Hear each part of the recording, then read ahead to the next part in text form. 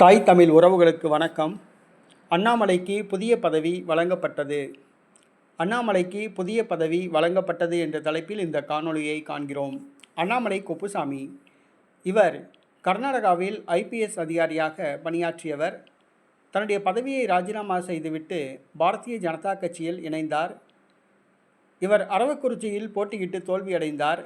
சட்டசபை தேர்தலுக்கு பிறகு தமிழக பாஜக தலைவராக நியமிக்கப்பட்டார். கடந்த ஒரு சில மாதங்களுக்காக முன்பாக தமிழக பாஜக தலைவராக நயினார் நாகேந்திரன் தேர்வு செய்யப்பட்டார்.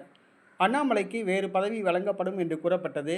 MP பதவி வழங்கப்படும் என்று கூறப்பட்டது. மத்திய அமைச்சர் பதவி வழங்கப்படலாம் என்று கூறப்பட்டது. ஆளுநர் பதவி வழங்கப்படலாம் என்று கூறப்பட்டது. ஆனால் தற்பொழுது அண்ணாமலை பாஜக தேசிய பொதுச் செயலாளராக நியமிக்கப்பட்டுள்ளார்.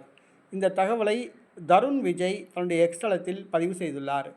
அண்ணாமலை தேசிய பொதுச் செயலாளராக நியமிக்கப்பட்டுள்ளது உறுதி செய்யப்பட்டுள்ளது. இது அண்ணாமலை ஆதரவாளர்களுக்கு மகிழ்ச்சியை கொடுத்துள்ளது. இனி தேசிய அளவில் அண்ணாமலை பிரபலமாவார் என்றே கருதலாம். அண்ணாமலைக்கு தேசிய அளவில் முக்கிய பதவி கொடுக்கப்பட்டது பாஜக மூத்த தலைவர்களுக்கு அதிர்ச்சியை கொடுத்துள்ளது.